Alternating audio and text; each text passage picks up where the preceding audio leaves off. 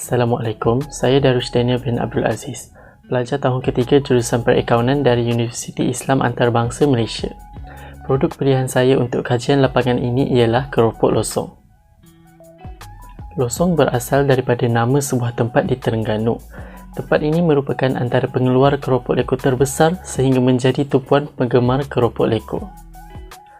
Walaupun sudah menjadi salah satu makanan tempatan yang biasa disajikan, produk ini berpotensi untuk lebih dikenali di seluruh Malaysia. Keropok losong juga mempunyai ruang untuk ditambah baik kualitinya. Selain daripada itu, peniaga yang bijak dapat melihat peluang untuk mempelbagaikan jenis produk supaya menjadi lebih menarik di mata pelanggan. Perniagaan Puan Aliza menawarkan pelbagai pilihan produk seperti pisang goreng, cempedak goreng, keropok keping dan keropok losong. Puan Aliza juga menerima produk daripada peniaga lain untuk dijual di gerainya. Perniagaan ini mula beroperasi sekitar Mei 2022 di kawasan lot kedai Neo Cyber, Cyberjaya. Dengan modal permulaan sebanyak RM1,500, kadar jualan harian perniagaan ini adalah sekitar RM500. Gambar menunjukkan Puan Aliza yang sedang membungkus keropok losong yang dipesan oleh pelanggan. Puan Aliza bekerja bersama rakannya, Puan Fatimah. Gambar seterusnya menunjukkan suasana gerai milik Puan Aliza dan rakannya. Proses membuat keropok losong dimulakan dengan merebus adunan isi ikan bersama tepung sagu. Antara jenis-jenis ikan yang biasa digunakan untuk membuat keropok losong ialah ikan parang, ikan tamban dan ikan selayang.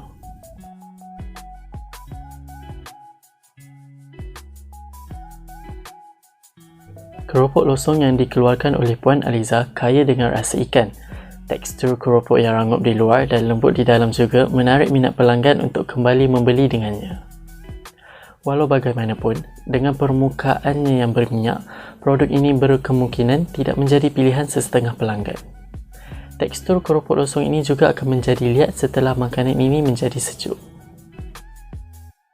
Setelah meneliti beberapa faktor, perniagaan ini berpotensi untuk lebih maju pada masa akan datang, setara dengan kedai-kedai yang lain. Puan Aliza dapat mempelbagaikan lagi pilihan produk dan jenis-jenisnya. Gerai juga boleh dinaik taraf supaya menjadi lebih kondusif, kemas, bersih dan dapat memberi tanggapan dan menonjolkan imej yang baik kepada bakal pelanggan. Kadar modal dan jualan bulanan juga berpotensi untuk meningkat sekiranya langkah-langkah yang sepatutnya diambil. Dengan kaedah pemasaran 7P, potensi yang dinyatakan mempunyai peratusan yang lebih tinggi untuk berjaya dicapai. Kaedah yang pertama ialah harga. Puan Aliza menerapkan kaedah harga kompetitif pada gerainya. Penetapan harga jualan produk melalui kaedah ini adalah berdasarkan harga pasaran. Sebagai contoh, Puan Aliza menjual 5 batang keropok losong dengan harga RM2, manakala harga pasaran untuk 5 batang keropok losong ialah RM2.50. Cadangan saya pada gerai ini adalah untuk menggunakan kaedah harga tambah kos, kerana melalui kaedah ini, untung perniagaan dapat ditentukan dengan lebih tepat dan kos perniagaan dapat diselesaikan sepenuhnya. Seterusnya, produk. Perniagaan ini membungkus produk di dalam beg plastik. Pembelian produk ini juga disertakan dengan bungkusan sos cili bergantung pada permintaan pelanggan.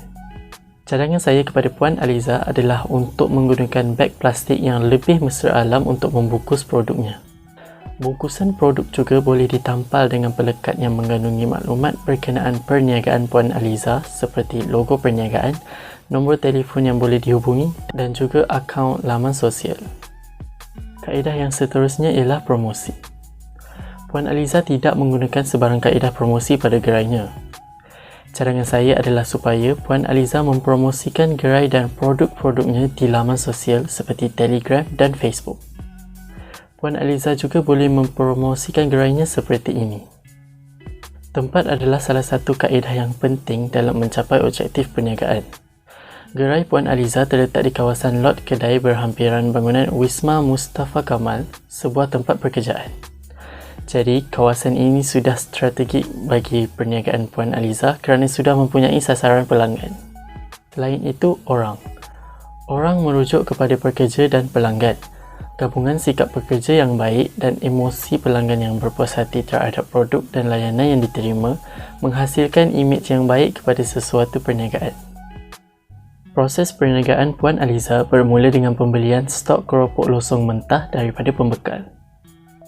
Selepas itu, keropok losong mentah digoreng dalam minyak yang panas dan dijual kepada pelanggan. Langkah terakhir yang perlu ada di dalam proses perniagaan Puan Aliza ialah mendapatkan maklum balas berkenaan produk dan servisnya daripada pelanggan. Kaedah terakhir ialah persekitaran fizikal. Tanggapan pertama sangat penting dalam menunjukkan imej sesuatu perniagaan. Elemen-elemen yang boleh diterapkan oleh gerai Puan Aliza ialah seperti ini. Selain itu, dia juga boleh menggunakan bekas makanan tertutup untuk menjamin kebersihan produknya.